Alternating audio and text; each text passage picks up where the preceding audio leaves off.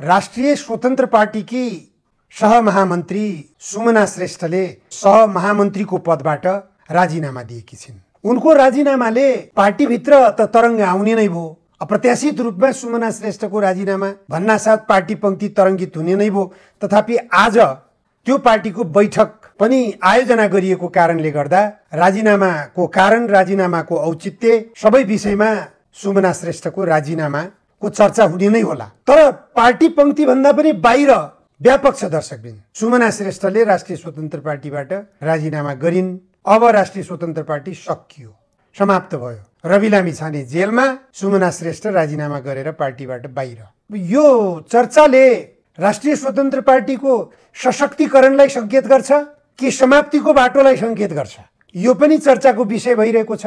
सुमना श्रेष्ठले गरेको राजीनामालाई के कारणले राजीनामा आयो सुमना श्रेष्ठको तर्फबाट भन्ने कुरा प्रष्ट रूपमा बाहिर आइसकेको छैन।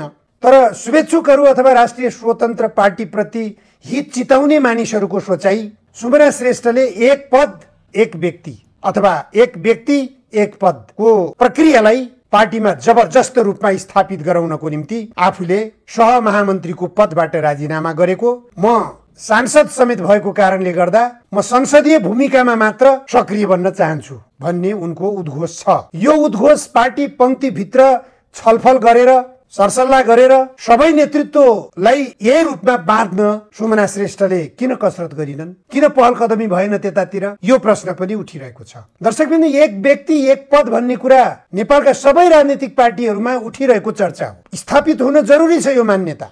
यो मान्यता स्थापित भयो भने अलिकति पार्टी पंक्ति सुध्रिने बाटो चाहिँ खुल्छ जस्तो देखिन्छ, आशा गर्न सकिन्छ त्यो कुरा। किनभने अब कुनै एउटा पार्टीको अध्यक्ष छ, त्यही व्यक्ति प्रधानमन्त्री भइराखेको छ, अथवा कुनै पार्टीको महासचिव छ, त्यही व्यक्ति गृहमन्त्री भइराखेको छ।